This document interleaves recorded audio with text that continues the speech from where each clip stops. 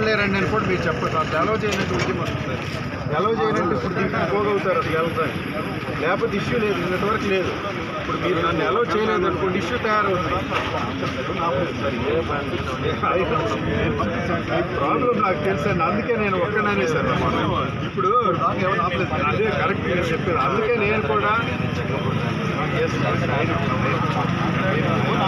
అందుకే ఒక్కడనే ఎల్లు కాకుండా మాది అడిగిపోతే మీది అడిగిపోతే ఇబ్బంది లేకుండా నేను కూడా మాట్లాడను. Nothing will happen. నేను అసలు మాట్లాడుతున్నాను సిన్సియర్గా. Swearing on my mother, just go and తీసుకెళ్ళండి, గో అండ్ కమ్ బ్యాక్. నేను అసలు ఇష్యూ కానీ వచ్చేవడం మేము ఏదైనా మోపాలంటే స్టేట్లో ఎక్కడ మీకు ఇబ్బంది ఈ ప్రాబ్లం నాకు తెలియదు. నా వల్ల ఏ ప్రాబ్లం అక్కడ ఏది మాట్లాడిన ప్రశ్న ఎవరు తీసుకెళ్ళి ఎవరిని ఎలా చేయదు. ఒక్కడు కూడా లేదు.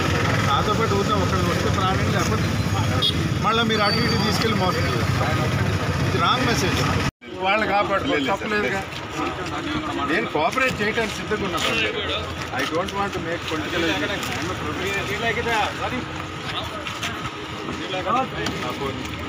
ఎవరు వినోద్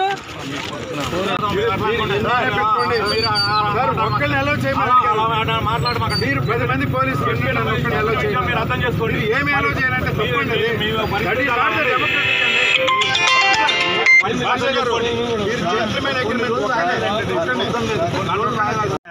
లేదు సార్, నేను ఉండండి సార్. ప్రాబ్లం ఉంది కనుక పోలీసు ఉండాలండి. ప్లీజ్ ప్లీజ్ మా పనులు ఆలోచించండి. మీరు మేము కూడా మీరు వెళ్ళకపోతే మేమేం చేయాలి? కూర్చోవాలి ఇక్కడ. తప్పు కదా. అవకాశం ప్లీజ్ నేనే నా మీద కేసులు లేవు, నా మీద రేప్ కేసులు ఏమి సార్. అందుకే మాట్లాడు, ఒక వ్యాన్ పెట్టుకోండి సార్. మీరు నా కార్లు ఎక్కండి, ముందు సీట్లో కూర్చోండి, వెనక సీట్లో కూర్చుంటాను. Let us cooperate. కొందరు సమాచారం ఇచ్చిన తర్వాత కూడా మేము కష్టపడి ఎవడైనా ఏమైనా ప్రశ్నిస్తాడు సార్. ఇదిగో భాష గారు మరీ అంత చెప్పొద్దండి. రేవా పుల్ బోల్లో కూడా ఓపెన్ టీప్లో దగ్గరుండి చూపెడతారు. అంత మాత్రానికి పులి కరిచేది అందరినీ. మీరు అట్లా వద్దు, మీరే ఉండేట్లా. దారుణాతి దారుణంగా ఉన్నాయి. కందుకూరు రోడ్లోనే భారీగా పోలీసులు మోహరించి వెళ్ళడానికి వీల్లేదని అడ్డం పడ్డారు. అక్కడికి చాలాసేపు సావధానంగా చెప్పడం జరిగింది. వీరంతా కూడా కాపు సంఘానికి చెందినటువంటి నాయకులు, వివిధ పార్టీల్లో ఉన్నారు. నన్ను కూడా కాపు సామాజిక వర్గానికి నుంచి పోటీ చేసి పొన్నూరులో ఓడిపోయాను కనుక ఇది తల్లితో సమానమైనటువంటి కులం కనుక మీరు కూడా వస్తే బాగుంటుందంటే నేను కూడా వెళ్ళాను. అది నా బాధ్యతగా భావించి. అయితే ఇక్కడ గ్రామంలో అడుగుపెట్టే పరిస్థితి లేదు. అంటే సుమారుగా గ్రామానికి 20 కిలోమీటర్ల దూరంలోనే భారీగా పోలీసులు మోహరించడం, సుమారుగా 2 గంటల పాటు తీవ్ర వాగ్వివాదం జరిగిన తర్వాత వారు ఆఖరికి నన్ను ఒక్కడనే పోలీస్ వ్యాన్లో తీసుకొని వెళ్ళి లక్ష్మీనాయుడు భార్యతోటి పరామర్శ చేయడానికి ఒప్పుకోవడం, ఆ తర్వాత వారు ఉన్నతాధికారులకు తెలియజేయడం జరిగింది. అయితే ఉన్నతాధికారులు లేకుంటే రాజకీయ పెద్దలతోటి 20 నిమిషాలు చర్చలు జరిపిన తర్వాత నన్ను కూడా వెళ్ళడానికి వీల్లేదని వారు అడ్డగించడం జరిగింది. అంతేకాకుండా పోలీసు దీనావస్థ ఎలా ఉందంటే, సార్ మీరు అతిక్రమిస్తే మా ఉద్యోగాలు పోతాయి, ఎట్టి పక్షంలో కూడా కాపు సంఘాలకు చెందిన వ్యక్తులు కానీ కాపులు కానీ ఈ గ్రామంలోకి అనుమతించడానికి వీల్లేదని పైనుంచి ఆదేశాలు ఉన్నట్టుగా వారి మాటల ద్వారా నాకు తెలిసింది. నేను ఒక విషయాన్ని మీకు చెప్పదలుచుకున్నాను. చదువుకున్న వ్యక్తిగా ఒక నియోజకవర్గంలో, పొన్నూరు నియోజకవర్గంలో పోటీ చేసిన అభ్యర్థిగా కులాల ప్రస్తావన చేయడం తప్పు రైట్ నాకు తెలియదు. కానీ భారతదేశ వ్యాప్తంగా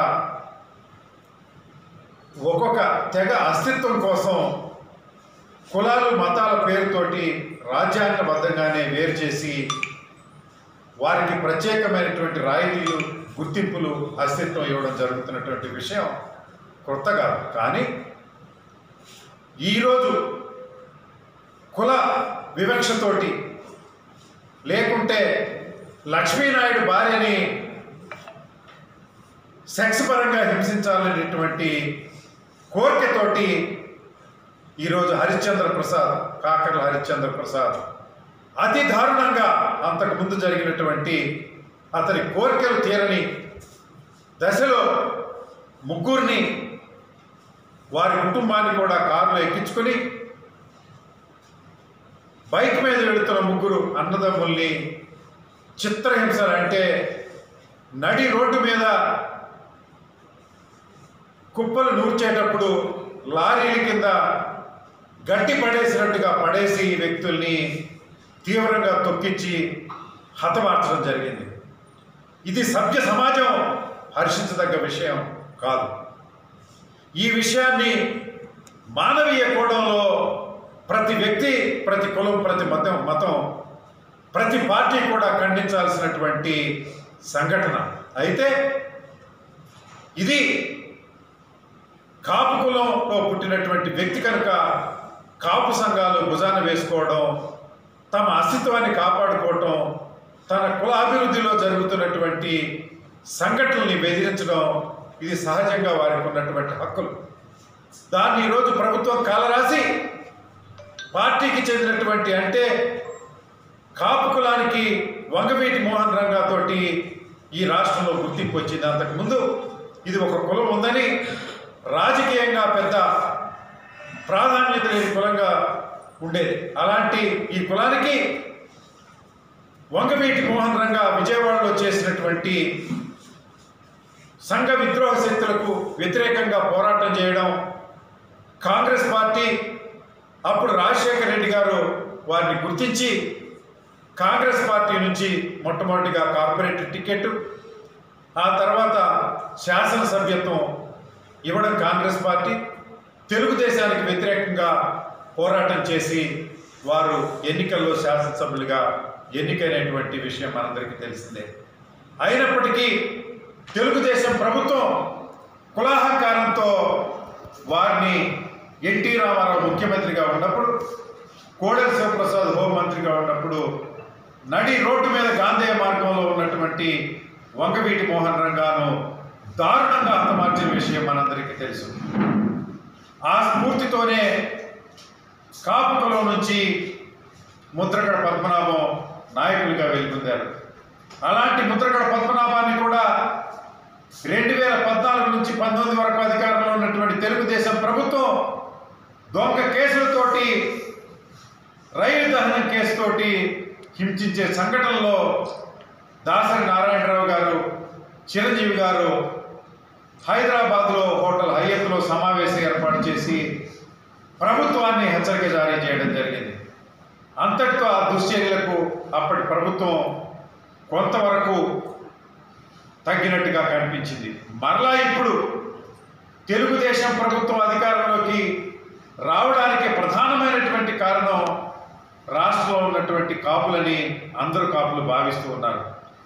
మరి ముఖ్యంగా దాసరి నారాయణరావు, ముద్రగడ పద్మనాభం, చిరంజీవి వారసత్వంలో వచ్చినటువంటి పవన్ కళ్యాణ్ ఈ కుల శ్రేయస్సు కోరతాడని, ఈ కుల అస్తిత్వాన్ని కాపాడతాడని, దినదిన ప్రవర్తమానంగా ఈ కలుస్తులకు సమాజంలో గుర్తింపు, అభివృద్ధి పదంలో చోటు దొరుకుతుందని ఆశపడి పవన్ కళ్యాణ్ గారి కోరిక మేరకు, పవన్ కళ్యాణ్ గారు పెట్టినటువంటి ఆశల మేరకు తెలుగుదేశం ప్రభుత్వానికి ఓటు వేసి అధికారంలోకి తీసుకురావడం జరిగింది.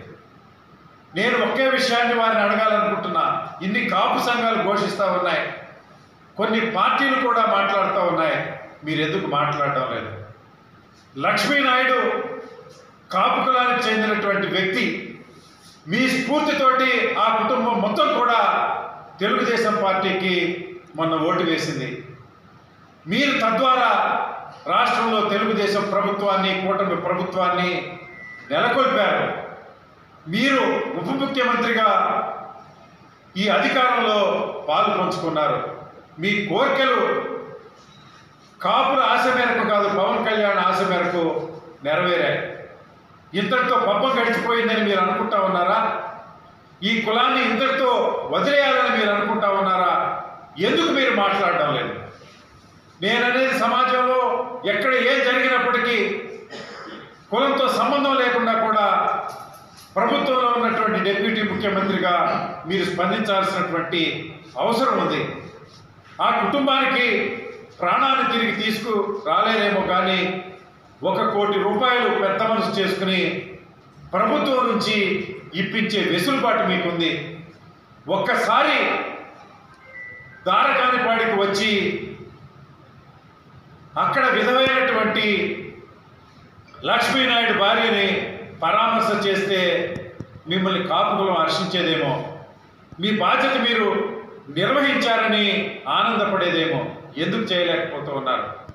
తెలుగుదేశం ప్రభుత్వం చేతిలో మీరెందుకు కీలుబొమ్మగా మారాలనుకుంటున్నారు? ఒక ప్రభుత్వ ఆధీనంలో నడుస్తున్నటువంటి తెలుగుదేశం ప్రభుత్వానికి మీరెందుకు బాగా ఓడాలనుకుంటున్నారు? పోనీ మీరు పొన్నూరు నియోజకవర్గంలో నేను వైఎస్ఆర్ కాంగ్రెస్ పార్టీ తరఫున పోటీ చేశాను. మీరు అక్కడ ప్రత్యేకంగా పొన్నూరు నియోజకవర్గం వచ్చి కాపు సోదరులందరికీ కూడా ధూళిపాళ నరేంద్రకి ఓటేయమని అడిగారు. కాపు కులస్తులు తక్కువ మంది మాత్రమే నాకు ఓటేస్తారు.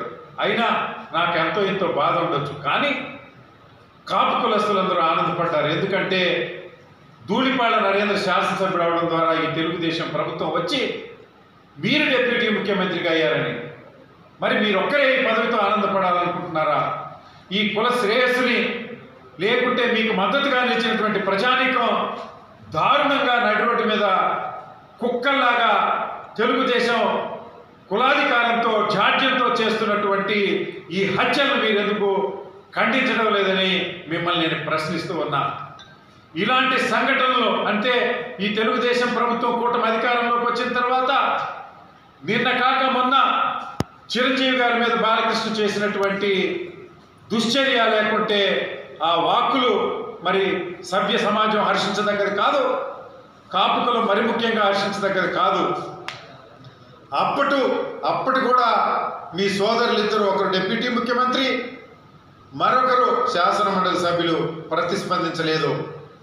మరి ఇప్పుడు హత్యలు చేస్తున్న మీ సొంత కూటమిలో పార్టీకి చెందినటువంటి వ్యక్తులు హత్యలు చేస్తున్నా మీరు స్పందించడం లేదు.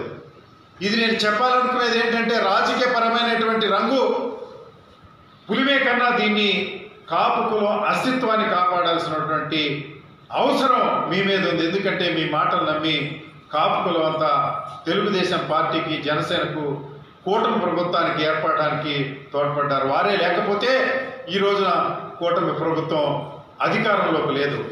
మీరు ఎందుకు స్పందించట్లేదో సూటిగా సమాధానం చెప్పాల్సినటువంటి అవసరం ఉంది. అంతేకాకుండా మరి మా నియోజకవర్గంలో కొప్పురా ఊరితో బంధుత్వం ఉంది ఈ లక్ష్మీనాయుడు కుటుంబానికి. ఆ బంధువులు కూడా కొంతమంది నాతో వచ్చారు. వారితో పాటు పరామర్శ చేసే హక్కు కూడా మాకు లేదా? ఎందుకు మీరు ఇలా చేస్తూ ఉన్నారు? గ్రామంలో మరి రెసిస్టెన్స్ ఏమీ లేదు. చంపిన వాళ్ళేమో మరి ఏదో నెపంతో ఒక కేసు పెట్టి ఇద్దరిని మాత్రం అరెస్ట్ చేశారు. దానికి సహాయం చేసినటువంటి వ్యక్తుల్ని ఇంతవరకు ఎఫ్ఐఆర్లో కూడా చేర్చలేదు. అంతేకాకుండా అరెస్టు చేసిన వ్యక్తుల్ని ఇంత సంఘటన జరిగితే విలేకరుల ముందు వారిని ప్రవేశపెట్టే సాంప్రదాయం పోలీసుకు ఉంది. ఆ సాంప్రదాయాన్ని కూడా మీరు ఇక్కడ పాటించడం లేదు. కనీసం ఆ ముద్దాయిల ముఖాలు కూడా మీరు చూపించకుండా ఈ కేసును మసిపూసి మారేడుకాయ చేయాలనుకుంటారు. సభ్య సమాజం మీరు ఈరోజు గుడ్లూరు మండలంలో ఉన్నటువంటి దారకానపాడిని ఇలా పోలీసు బందికానాలో వేలాది మంది పోలీసు బందికానాలో బంధించి ఇటు బంధువుల్ని కానీ, అటు కులస్తులు కానీ, సామాన్య పౌరులు కానీ, వివిధ పార్టీలకు చెందినటువంటి వ్యక్తులు కానీ మీరు అలా చేయకపోవడం, వారి పరామర్శం చేయకపోవడం ఇది చాలా ఘోరమైన నేరమని ప్రభుత్వాన్ని నేను హెచ్చరిక చేస్తూ ఉన్నా. అంతేకాకుండా మీ మద్దతుతో పొన్నూరులో గెలిచినటువంటి ధూళిపాళ్ల నరేంద్ర కాపుల మీద అనేక రకమైనటువంటి అఘాయిత్యాలు చేస్తూ ఉన్నాడు. ఎవరిని వదిలిపెట్టడం లేదు. మరి అనేక రకమైనటువంటి ఆర్థిక నష్టాలు చేకూరుస్తూ ఉన్నాడు. చిన్న చిన్న స్టాంప్ రైటర్లు కూడా కాపు సామాజిక వర్గానికి చెందిన వ్యక్తుల్ని సబ్ రిజిస్టర్ ఆఫీసులో రిజిస్టర్ కాకుండా ఆపుతా ఉన్నాడు. హోటల్స్ పీకేస్తూ ఉన్నాడు పొన్నూరు పట్టణంలో. అంతేకాకుండా అనేక గ్రామాలలో ఆర్థికంగా వారికి రావాల్సిన డబ్బులు ప్రభుత్వం నుంచి రానివ్వడం లేదు. వీరంతా కూడా మెజారిటీ ఆఫ్ ది కాపు సామాజిక వర్గం ధూళిపాళ్ల నరేంద్రకు ఓటేసింది. నేను మీకు ఓటేశానో లేకుంటే మీకు ప్రభుత్వం వచ్చిందనో నేను ఘోష పెట్టిన ప్రయోజనం లేదు. ఆ కులస్తుల్ని పవన్ కళ్యాణ్ గారు ప్రొటెక్ట్ చేయాల్సిన అవసరం పొన్నూరులో ఉంది. మీరు ఇంతవరకు నోరు మెదపడం లేదు. ధూళిపాళ్ల నరేంద్ర అకృత్యాలతో పొన్నూరు నియోజకవర్గంలో కూడా ఇలాంటి సంఘటనలు జరుగుతాయేమనేటి ఆందోళనతోటి నేను ఈ రోజున ఈ కందుకూరుకు చెందినటువంటి గ్రామానికి రావడం జరిగింది. మా నిరసనను రోడ్డు మీద భారీగా వచ్చినటువంటి 40-50 మంది నాయకులు పొన్నూరు నియోజకవర్గం నుంచి తెలియజేశాం. అదే విషయాన్ని ప్రభుత్వ బందికానాలో ఇరుక్కున్నటువంటి లక్ష్మీనాయుడు కుటుంబాన్ని లేకుంటే ఆ గ్రామాన్ని సందర్శించలేనందుకు బాధపడుతూ పత్రికా విలేకరుల ద్వారా బాహ్య సమాజానికి ఈ విషయాన్ని తెలియజేయాలని నేను మీ అందరినీ సవినయంగా వేడుకుంటూ సెలవు తీసుకుంటాను.